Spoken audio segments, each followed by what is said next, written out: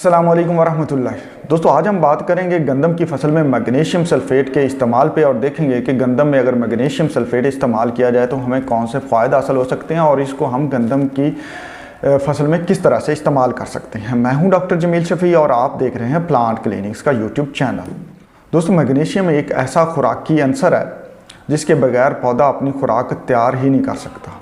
पौधे में एक मादा होता है जिसको कहते हैं क्लोरोफिल, और क्लोरोफिल वही सब्ज़ मादा है जिसकी मदद से पौधा जो है खुराकी अज्जा को इस काबिल बनाता है कि वो उसकी पैदावार में हिस्सा डाल सके।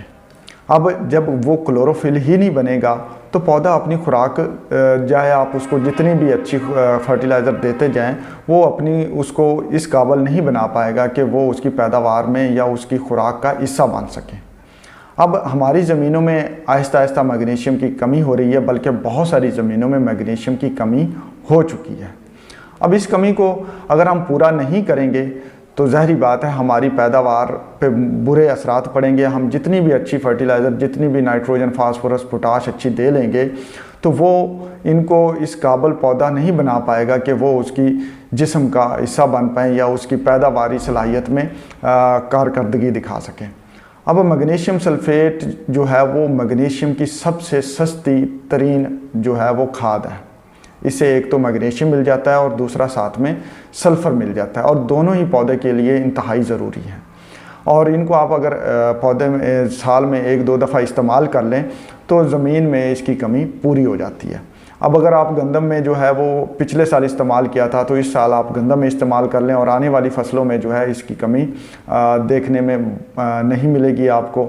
और अगर आपने बिल्कुल ही इस्तेमाल नहीं किया पिछली फसलों में तो ये रिकमेंडेशन है कि आप इसका इस्तेमाल गंदम की फसल में इस दफ़ा यकीनी बनाएं ताकि गंदम से जो है वो भरपूर पैदावार की तरफ कदम बढ़ाया जाए।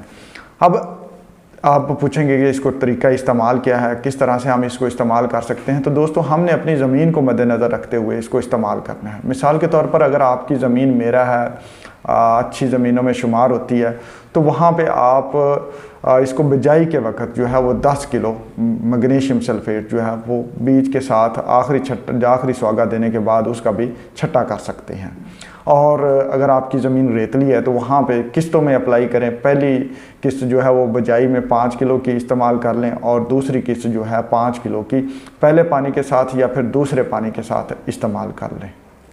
और अगर ज़मीन कलराठी है या चिकनी है, थोड़ी सी सख्त मिट्टी में शुमार होती है तो वहाँ पे इसके इस्तेमाल का तरीक़ाकार थोड़ा सा अगर आप मॉडिफाई कर लें तो उन ज़मीनों की पैदावार में इजाफ़ा किया जा सकता है। वो कैसे कि बिजाई के वक्त आप इसकी 5 किलो डोज़ बीज के साथ अप्लाई कर दें और दूसरी जो डोज़ है वो पहले पानी में फास्फोरिक एसिड के साथ मिला के अप्लाई करें तो बेहतरीन रिज़ल्ट हासिल होते हैं। फास्फोरिक एसिड के साथ कैसे कि पहली 5 किलो जो आपने बिजाई में अप्लाई की है, दूसरी जो 5 किलो है वो पहले पानी में फास्फोरिक एसिड के 8 किलो 75% वाले लेके उनके साथ ड्रम में इसको मिक्स करें और फ्लड कर दें। इससे एक तो ज़मीन की पीएच जो है वो नीचे आएगी, क्योंकि हमारी चिकनी ज़मीनें हैं इनमें फास्फोरस की बॉन्डिंग बहुत ज़्यादा होती है, फास्फोरस की फिक्सेशन बहुत ही ज़्यादा होती है। तो फास्फोरिक एसिड जो है उस बॉन्डिंग को तोड़ेगा।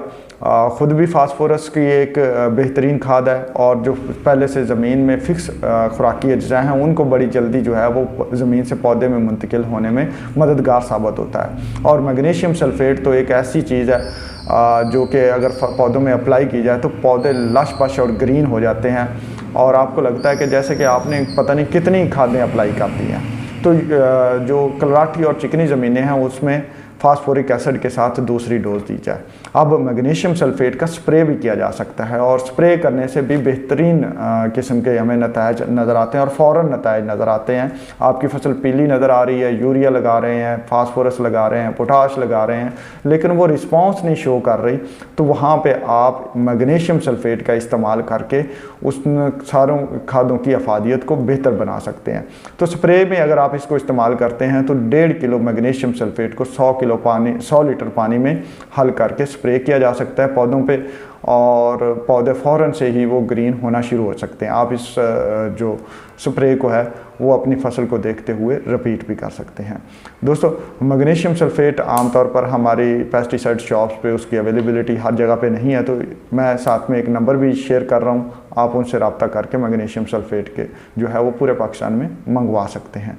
दोस्तों अपनी राय, अपने कमेंट्स ज़रूर दीजिएगा अगर आपने मैग्नीशियम सल्फेट अपनी किसी फसल में इस्तेमाल किया है। और सबसे अहम बात कि जब भी आप फसल काश्त करें तो उसमें उशर की नीयत बिजाई के वक़्त से ही कर लें।